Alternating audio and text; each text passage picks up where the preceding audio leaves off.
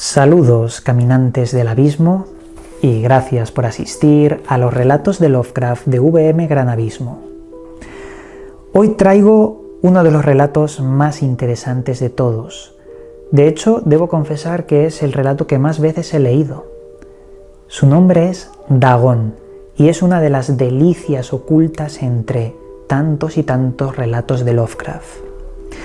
Posiblemente sea el relato con más datos reales que tenemos, porque menciona muchas cosas reales, muchos misterios y enigmas reales. Hace alusión a la cultura sumeria, hace alusión a Oannes, el dios pez, hace alusión a los filisteos, a un montón de cosas muy interesantes que vamos a ir viendo poco a poco. Pero os aseguro que este es uno de los relatos que más he disfrutado. Quiero compartirlo con todos vosotros. Veréis, este relato se llama Dagon, escrito por Howard Phillips Lovecraft en 1917, publicado en 1919. Este relato empieza cuando un simple pescador se encontraba realizando su tarea de pesca, pero lo hacía en unas aguas un poco violentas. En eso, una mañana, un buque de corsarios alemán interceptó a esta persona y lo apresó como si fuera un criminal. Fue su prisionero durante unos 5 días. Estaba en una pequeña celda dentro del barco y él pensaba que iba a morir. Pero se armó de valor y en un pequeño despiste pudo escapar de estos corsarios, robarles un bote y perderse a la deriva en la alta mar. El bote tenía varias provisiones como para poder resistir al menos 6 días. Con el paso del tiempo, este hombre estaba aterrorizado. Pensaba que también iba a morir. Nadie le iba a rescatar. Estaba en medio del océano y las noches eran muy oscuras, por lo que cualquier cosa podría pasarle. Esta persona decía que tenía muchas pesadillas, que las noches eran horribles, las pesadillas no le dejaban ni siquiera conciliar el sueño. Pero una mañana al despertar comprobó que en el agua había algo muy raro. Había una especie de masa gelatinosa muy viscosa de color negro que estaba como extendiéndose por todo el horizonte. El mar estaba impregnado por esa cosa. Entonces el bote empezó a tocar esa viscosidad oscura. El bote cada vez iba más lento hasta que llegó a encallarse en ese miasma, en esa masa gelatinosa. Pudo observar que la masa estaba compuesta por millones de peces muertos y peces de todo tipo, algunos pequeños, otros más grandes, habían ballenas, peces muy grandes, pero también observó que muchos de los animales muertos en ese miasma oscuro eran seres marinos indudablemente, pero que jamás el hombre había visto. Parecían de otra especie, de una raza distinta. Él comprobó que se podía pisar, que esa baba viscosa, esa extensión tan grande, porque era muy grande, que se había extendido por el mar, tenía aspecto sólido, y empezó a pisarla.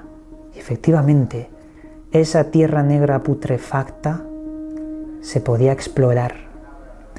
Claro, en ese instante él pensó que podría haber sido algún tipo de corrimiento de tierra o una especie de falla volcánica del fondo oceánico que había subido a la superficie. Pero en el fondo sabía que eso no era, aunque quiso pensar que sí. Todos esos animales muertos eran reflejados por la luz de la luna cuando caía la noche.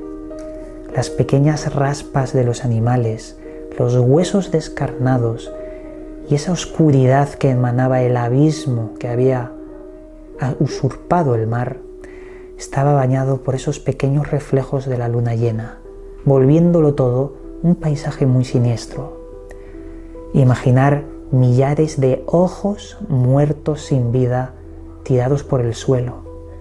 Ese era el espantoso lugar. Pero más miedo le daba a este hombre comprobar que era el lugar sin sonido. El silencio era tan perturbador, incluso mucho más, que todo ese paisaje oscuro de cadáveres. Una noche también que tuvo que dormir en esa tierra putrefacta, también le llegaron pesadillas, muchísimas pesadillas, tantas que se despertó en mitad de la noche y gracias al resplandor de la luna observó que en el fondo de esa llanura oscura, de ese paisaje, había un montículo muy grande que sobresalía por encima de los demás. Entonces, a lo largo de los días, porque parece que estaba muy lejos, fue caminando, parando a descansar, llegando cada vez más a ese montículo, y cuando llegó y por fin pudo escalarlo, comprobó algo sorprendente. La extensión de baba oscura que cubría el mar era mucho más grande de lo que él pensaba. Y además parecía un poco inclinado, ese montículo, lo que le permitió observar que habían unas grietas gigantescas en esa oscuridad, en ese terreno putrefacto, grutas, cañones, como un gran precipicio. Y él quería investigarlo. Empezó a acercarse y al hacerlo vio algo que le llamó mucho más la atención. Vio una enorme piedra como si fuera un monolito que tenía escritura tallada en ella. Además, esta piedra, este monolito, parecía emitir un resplandor blanco. Al acercarse, salió de su asombro algo muy raro, porque la escritura no podía entenderla. Parece que era de una civilización que había perecido hace no sé cuánto tiempo, miles de años tal vez. Lo que sí que pudo identificar fueron jeroglíficos, no egipcios, pero algo similar a estos. Un montón de pictogramas, dibujos de animales como ballenas, peces pequeños, peces grandes y también unos animales marinos que el ser humano no conocía, que eran muy raros y grotescos y que también formaban parte de ese paisaje de oscuridad. También vio algo muy raro. Vio algo en esos símbolos del monolito que le recordaban a seres humanos, pero no eran seres humanos. Tenían aspecto de ser humano y de pez. Era mitad pez, mitad ser humano.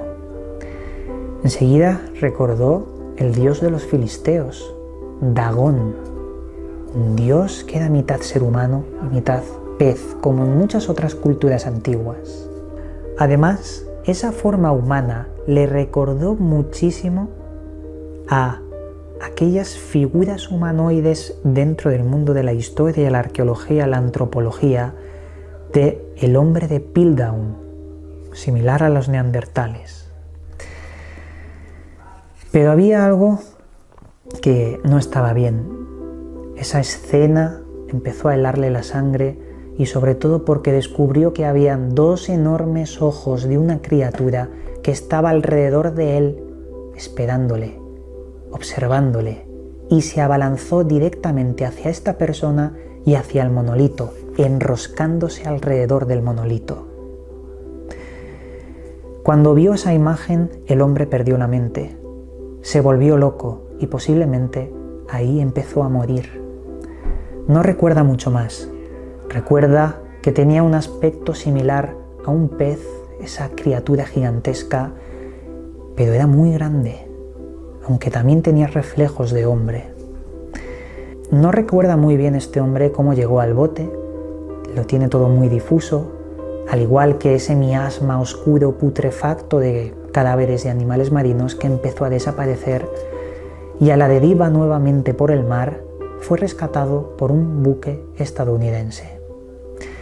Despertó en el hospital de San Francisco, pero tenía enormes problemas mentales. Cuando intentaba recordar lo ocurrido y le llegaba a la mente la imagen de esa criatura, él mismo volvía a perder la mente, estaba sumido en la locura. Él sabía que aquella noche iba a morir, él lo sabía perfectamente, y entonces toda esta historia decidió escribirla en un manuscrito, por si alguien en el futuro quería investigar y conocer cuál es la increíble historia de lo que hay oculto en alta mar.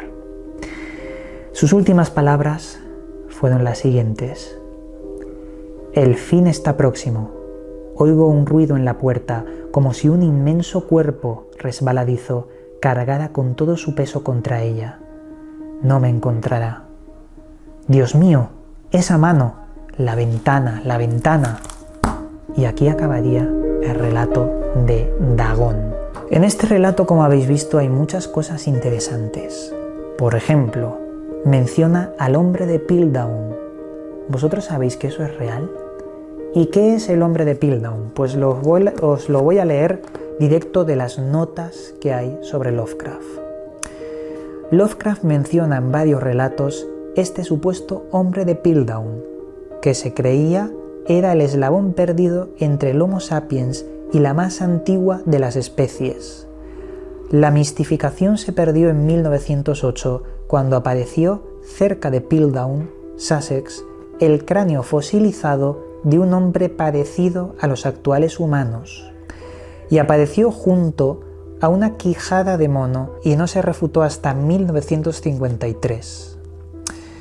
El hombre de Piltdown, como aquel antecesor, eslabón perdido, mencionado por Lovecraft, sabiendo que es polémico, y cuando intenta descubrir que hay una civilización antigua al ser humano y que posiblemente comparte rasgos con nosotros. Como si nos estuviera dando el mensaje de: ojo, que no sois los únicos, hay otras especies a partir de una base del hombre de Piltdown.